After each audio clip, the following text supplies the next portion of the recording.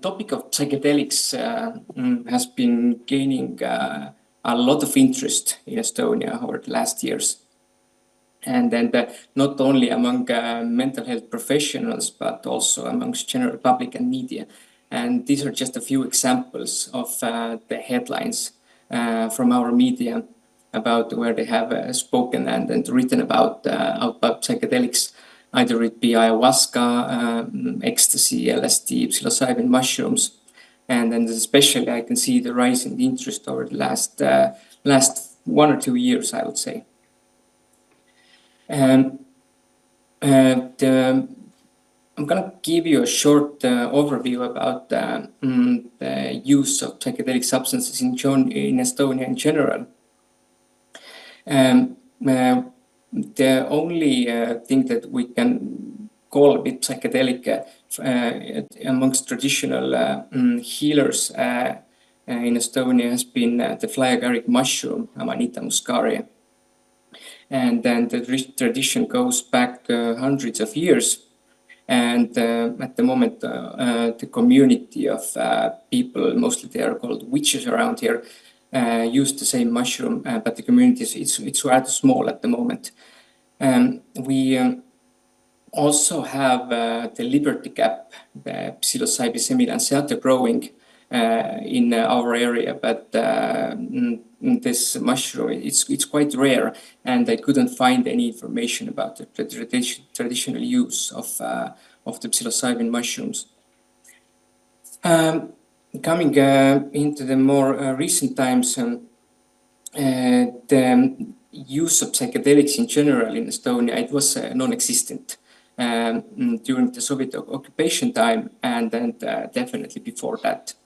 But the recreational use started as soon as the Soviet Union collapsed and Iron Curtain, or how to say, wasn't there anymore. So since then we have had like a steady, I would say, rather growing use of psilocybin mushrooms, LSD, and then some other psychedelics, but these two ones being the most common. Over the last, I would say, 5 years, there definitely has been a rise in the use of ketamine also for recreational purposes. And I think it has much to do with the coverage of the media on the same subject. The shamanic approaches originating from the Americas were introduced here in the mid-2000s. And then since then we have had like steady community of people using ayahuasca, but also San Pedro cacti and psilocybin mushrooms for ceremonial healing purposes. The first use of ketamine for psychiatric treatment happened during the early 2010s. I think it was, might have been 2012, because I remember I was starting my residency in psychiatry around that time, and I saw the video of the first patient who received the ketamine infusion in an inpatient setting in Estonia. And the video of the patient before and after. Well, it was rather interesting for the psychiatrists around that time because of the ketamine being known for being a psychedelic and being hallucinogen and dissociative. And since then, the use of ketamine and this ketamine infusions slowly spread among the psychiatrists. But it has remained, like I would say, mostly on a quite low level. Before 2021, they were mostly used in inpatient settings only. There was one place in Tallinn where they did esketamine infusions also, and they have done it for quite a long time. But the approach has been like very non-psychedelic and I would say rather superficial. In 2021, I had the honor of opening the first like specific ketamine infusion service in a private clinic in Tallinn. And then I worked there for about 3 years, and during that time we did over 500 ketamine infusions, mostly for patients with treatment-resistant depression, but also some other diagnoses. for example, anxiety disorders and some trauma patients. Also, at some time during the 2010s, I think nobody really knows exactly when and how, because this information is not available anywhere. There was an emergence of the underground therapists, and now I've been involved in this topic for quite some time. I know that there are people in Estonia, mostly in the Tallinn area, who use, for example, MDMA, LSD, psilocybin mushrooms, maybe some other substances for therapeutic purposes. And then some of them really don't have any experience like treating people with mental health problems, only have the experience themselves. But some others are rather highly trained by and have taken good quality courses of how to conduct the psychedelic therapy. But the demand for this kind of underground therapy is rather high because the legal options for receiving this kind of therapy are currently very, very limited. The Spravato ketamine nasal spray was introduced to Estonia in 2022, and a year later it also received compensation by the national governmental medical system. But the use of Spravato has been rather on a low level because some of the limitations about people who qualify for this, for being compensated. The last year definitely was breaking point in this field in our country. In May 2024, I, together with two good people, established a foundation to advance the implementation of the psychedelic therapies in Estonia, with the aim of being a competence center at some point soon in this topic. And in October 2024, I, together with three of my dear colleagues, we opened a private clinic in Tallinn, where we made preparations to start using ketamine-assisted psychotherapy, and I conducted the first session in November. So this was officially the start of the legal era of the psychedelic-assisted psychotherapy in our country, and it was quite recent, as you can see. No other use of any other psychedelics is currently allowed in Estonia, similarly to other European Union countries. So there are no others that I can speak about them, unfortunately. So this is the link to the English version of our clinic homepage, and then there is a short summary meant for the patients about psychedelic therapy with ketamine and how it's done and what are the indications and contraindications and etc. So you can take a look if you're interested. The description of the ketamine-assisted psychotherapy I'm outlining here is the same approach that I'm using, and this is the main approach used in the world in general today. So with ketamine, on a biological state, we utilize the rapid activation of neuroplasticity, synaptogenesis, induction of the high entropy brain states, and normalizing connectivity. To compare with using only ketamine infusions and Spravato,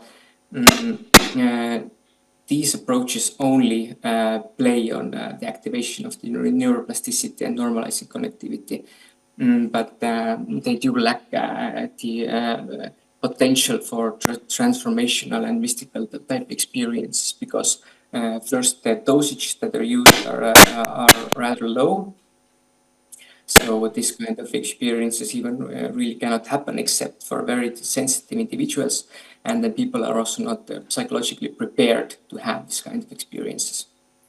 But with ketamine psychotherapy, the dosages that we can and do use are can be much higher than with ketamine infusions or Spravato only.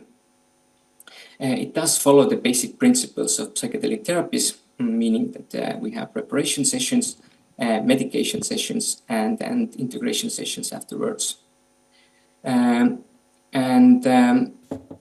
Ketamine, as being like a neuroplastic agent, it can be integrated with, I would say, like basically every psychotherapy modality that there are. Since I'm currently in our country the only one offering this kind of therapy, being one of the few ones that is trained in using psychedelics. I specifically use the elements of cognitive behavioral therapy, mindfulness, and psychoanalytic psychotherapy, but I'm not really a psychotherapist myself. So my main training has been with the using of psychedelics only. We are actively looking to expand the possibilities of integrating ketamine with other psychotherapeutic modalities. Therapy is trauma and attachment informed, and set and setting almost of utmost importance. Not going to spend too much time on this slide, but Eli Kolb in his article 2014 has outlined very nicely the different kinds of states that ketamine can induce. And just to summarize very briefly, I said that from the low doses, ketamine can cause like a minor relaxation and then the lift in mood and then some visual changes. But going up with dosages, it has the potential of causing transformational near-death and ego-dissolving transcendental experiences, which, if they are realized well, can bring about like a quite profound healing and changes in personality structure also. Here are a few photos from the interior of our clinic. Since we designed it right from the scratch for being able to conduct psychedelic therapies here at the moment, it's ketamine. Maybe in the near future we can use something else. We put a lot of emphasis on the interior design, meaning that we didn't want our clinic to look like a clinic, but more like a living room settings. And patients at least have received it very nicely. Most of them have liked it very much. Currently, I'm actually sitting in the same room that you can see on the left side of the slide. During usual like visits, it looks like any other room, but for ketamine sessions, I can transform the sofa to a bed. The patient can lie down, usually do a short meditation exercise before moving on to ketamine, spend some time in the room before a person goes into a different state of consciousness.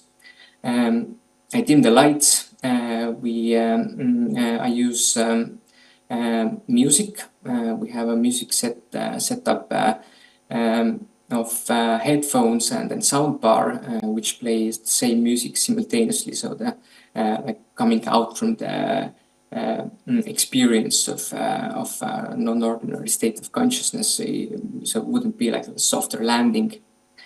And then definitely eye shades. Mostly ketamine psychotherapy is used for major depression, also bipolar depression, anxiety disorders, and trauma-related disorders. And then these are also the main diagnoses that I've been working in my clinic so far. I acknowledge the potential of ketamine for treating substance use, especially like alcohol use disorders and then eating disorders. At the moment, our medicine agency advised against using ketamine-assisted psychotherapy for these disorders. But there have been patients with comorbid substance use disorders, mostly alcohol and depression, for example. Speaking with our medicine agency in the autumn, they also advised against using it as a first-line treatment. So it has to be reserved for treatment-resistant cases. But the criteria, like what is a treatment-resistant disorder, it's quite loose. So we do have a definition for depression, for example, but what is a treatment-resistant anxiety disorder or a complex PTSD? This is like much up to the treatment provider to use. But I've been trying to take into account similar kind of criteria as there are for depression. Definitely, there has to be a very careful screening, patient selection. Evaluation. This nevertheless has to be done by a psychiatrist. It is better to use ketamine for people who don't have this explained as like externalizing kind of disorders, who are not prone to violence, aggression, or acting out. So mood disorders, anxiety disorders, and trauma-related disorders are a good target for this kind of an approach. And we do have a specific written informed consent form, and then the therapeutic relationship with the treatment provider is of utmost importance. I know that most places in US use ketamine lozenges, and sometimes they gradually go up to intramuscular administration. We don't have any ketamine lozenges available in Estonia, and I'm not really sure, but I haven't really heard that this thing kind of ketamine like form being available in European Union or Europe in general. So we have settled for intramuscular administration, and then we go up to the higher end of the sub-anesthetic doses, so up to 200 milligrams. But the dosage increase has to be gradual, so you cannot start with 102 or 150 or 200 milligrams right at once, because it definitely would be too intense for the patient. And then so far, since we haven't been open for a very long time, I've had 8 patients treated with this kind of a modality, and then in total 13 sessions. And with most patients, the results have been quite encouraging. I would say one good session with ketamine can give relief from the treatment-resistant depression or anxiety for at least weeks, sometimes in a month. But all of the patients that I'm continuing with, the therapy process is still like not finished. I'm continuing with gradually building up the dosages also. There have been a few people who didn't have very good experience. One of them had like a quite severe case of nausea and vomiting, and then one person just didn't feel any effect. I think it was because of the neurodevelopmental qualities that he had, like ADHD and autism spectrum, were the reasons for not responding to the treatment. And also the rise in blood pressure, although it's quite transient, this can be sometimes like surprisingly high. The high cost is definitely the main limitation for accessing this kind of treatment, because it can only be done in private clinic. There is no option for governmental funding for it. And then also, as I mentioned a bit earlier, the options to integrate the ketamine-assisted therapy with other forms of psychotherapy are currently very limited, and we're looking to expand these possibilities of integrating it with specific like cognitive behavioral therapy, psychoanalytical therapy, and all other forms of therapy which we have possibility here for. And then, as I said, no other TAP providers in the country at the moment. This is just a slide to illustrate all of the ways that ketamine and psychotherapy can be combined. This is a short and very nice article by Gregor Hassler a few years ago published. And as I have a few minutes left, I'm gonna stop here and then introduce just the homepage and then some vision about the foundation that we founded in spring in Estonia. This is called the Foundation for Therapeutic Advancement and Innovation in Psychedelics. And we are the community member of PARIA, also the Psychedelic European Alliance. The goals of our foundation, they're like we work together with other people in the and other organizations in the network in Europe. But the main goals are very local, like our country oriented. So we are aim to raise the awareness of this topic by sharing reliable and up-to-date information. We have a constant like news channel and social media. We are actively participating in the policy making and regularly meeting with and cooperating with all kinds of national institutions to also to raise the knowledge and increase the collaboration to advance this field. This year we started to with the integration services, and this means like providing support and integration and the therapeutic approach for people who have used psychedelics on their own and have experienced adverse effects or like a bad trip. And currently there have been no places to turn to. Also, we are raising funds to provide training scholarships for mental health professionals who want to study psychedelic therapy, so we can increase the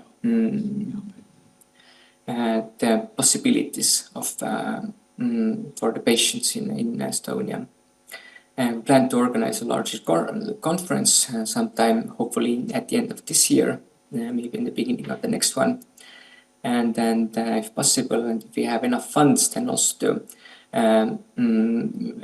maybe start a scientific study or a clinical trial, which there have been no clinical trials with psychedelics so far in Estonia. And so nicely, like finishing at the right time. Then just a few pictures of Thank you so much. Launching event of our foundation, which took place in January, and we also had an honor of hosting Tadeusz Havro, who is the founder and then the executive of the PARIA Foundation. So that's all by me. So thank you for listening. Thank you for very practical and clinically oriented speech. And unfortunately, we don't have time for questions, but I want to ask you one just very short. You said that it's a limitation is the high cost of the therapy. Is it Yes. cost of the medicine or cost of personal stuff? Well, say that the only thing that really costs is time, because it's rather time consuming. Not only the session itself, which lasts for about 3 hours, sometimes 3.5, 4, depending on how the session goes, but also the preparation and then the integration sessions. And well, the cost of the one ketamine session itself currently in our clinic is 525 euros. The medication itself, ketamine, doesn't really cost basically anything. So the price of the one dosage that I use is for about 8 euros, I would say. So it's